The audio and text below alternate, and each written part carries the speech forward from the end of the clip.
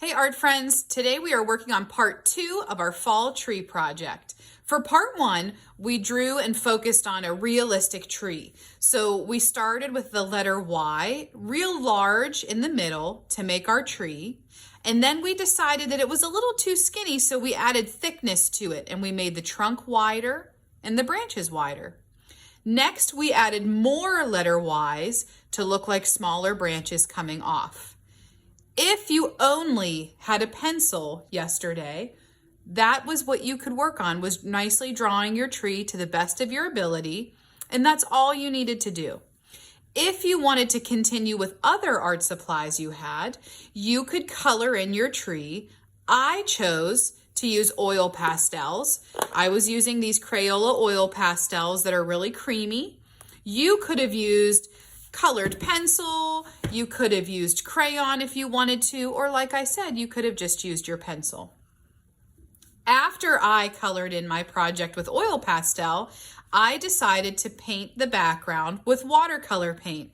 And I showed you how watercolor paint and oil pastel resist. They don't get along, so they don't cover up each other.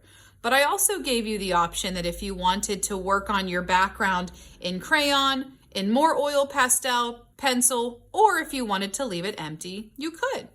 Today, we're going to start to add our pieces up to the branches that look like our leaves. And we talked about the idea of whimsical. This is our whimsical fall tree. So instead of actually drawing leaves, we were adding fun things that we could find that are whimsical. Whimsical meaning that it has like a fun element to it and it's not super real. Even though these look like trees, we know that trees aren't really red and trees aren't really blue, and that makes it whimsical. Even though these look like leaves, we know that buttons and paper aren't really leaves, but because of where I place them, it still adds that realness to it. If you're not able to find anything like this at home to work on with your project, you could always draw leaves in, or you could make your project whimsical by making your tree create something that wouldn't normally grow. Like when I was little, my dad used to be like, well, money doesn't grow on trees, but what if it did? That'd be really cool. And I could have different money on my tree, or I could have like a dessert tree and I could draw little cupcakes and donuts and different things off of it. I could make it like a cool Minecraft tree and it could have like different Minecraft things coming off of it. Or I could make it some kind of like character tree. Like maybe this tree would be everything I would need to be a princess, and it would have like earrings and a tiara and a pretty dress, and it would be like my princess accessory tree. Or maybe it would be a really cool art supply tree. And that's where I could go to get all my art supplies. I could have like paints and brushes. So if you cannot find anything to glue on, you can still create a whimsical tree with pencil just by drawing different interesting things to make it look like your tree is growing something different. If you are able to find things at home, this is how we're going to go about doing the next step for our project. I am going to be showing you the opportunity to use different items for your trees. If you painted it, you might notice that your paper curled a little bit, and you can always flip your paper over and kind of uncurl it just a little. If you are gluing items onto your project, you have a couple different options of glue. This is regular glue. You might even have something at home that's called like a tacky glue for gluing things like felt and buttons. Or the only thing you might have at home might be a glue stick, which is really good for paper. You could use this for paper too. So let's say you don't have very many items at home, but you do have another piece of paper. Well, you could take some different colors of paper and you could rip those up like this, or you could cut them, but these could become the pieces that you need to finish your tree. These could be your fall leaves. I chose some different fall colors that I had. You could use your glue stick for that. Rub a little bit of glue on your spot. You could put some of these down to make it look like these are your tree's leaves. And you could always feel free to overlap. But if the only thing you have is paper, that's totally fine. You could do a really cool piece of art with that. It could even be newspaper. It could be lined paper. It could be tissue paper. You could do some cool things with tissue paper too. So that's an option. You could do your whole tree with that, or you could use some bits and pieces for that. I'm just going to tap this off and we'll continue going. These are some different things that I had around the art studio. You might have some stuff like this at home and you might not. When I was growing up, my mom always had a container of buttons. So we could use all different sizes of buttons for our project. I have different pom-poms, like these fluffy things that sometimes you can even pick up at like the dollar store. There are all kinds of different gems and sequins in here that you might have from different art projects. These are beads, but you could use them on your project today.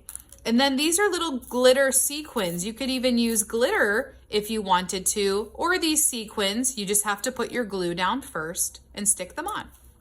So the main thing today, no matter what you're using, is that you need to think about where you're placing your leaves. If I place my leaves like this, it doesn't really give the idea that it's leaves. It just looks like a bunch of sequins spilled all over my project, or a bunch of buttons. So we need to think about where we're putting these. So whenever I'm laying out my paper, my gems, my buttons, we want to be keeping those up in the branches so that it looks and it gives the idea of leaves. That's what helps to make this project look like a tree with leaves, because all of my buttons are focused up into the tree. I could have a few pieces hanging down and it looks like maybe a leaf or two is falling, but we just saw that if we put them everywhere, then that makes it a little crazy and we can't tell exactly what we're looking at. I'm going to be using my Elmer's glue today, and there's a little rhyme, Elmer's glue, just a little dab will do. So I'm going to put my glue on the edges of my tree branches, and you can definitely have a family member help you with this if you'd like. And that's where you are going to be putting your different pieces, whether you choose to use buttons, beads, gems, stickers would be a great thing to use if you want to. Different pieces of paper. You can even do things where you have both. I can have some paper, and then I could also put a button on top of it, and you can play around with some of the different art supplies you're using to make a really beautiful fall-inspired tree. And I would not be afraid to put a lot of pieces on. Just think about where you're putting them and why you're putting them there. You can even put some of them, like even though there's not a branch right here, I could put one right there and it would just help to make it look like the overall tree has lots and lots of leaves to it. And remember, like I said, you could put one down here if you want to make it look like it's falling down. I could have one lonely piece coming down here. I know a lot of my friends like to do something here so it looks like maybe there's a hole for like a squirrel or some kind of animal. And sometimes people even like to make a little pile so that it looks like a pile of leaves that people like to jump into. So this is really open for you to be creative with it. I feel like I tried to give you as many options as I could to help with your thinking, but if you think of something that I didn't, that's okay. Please use it.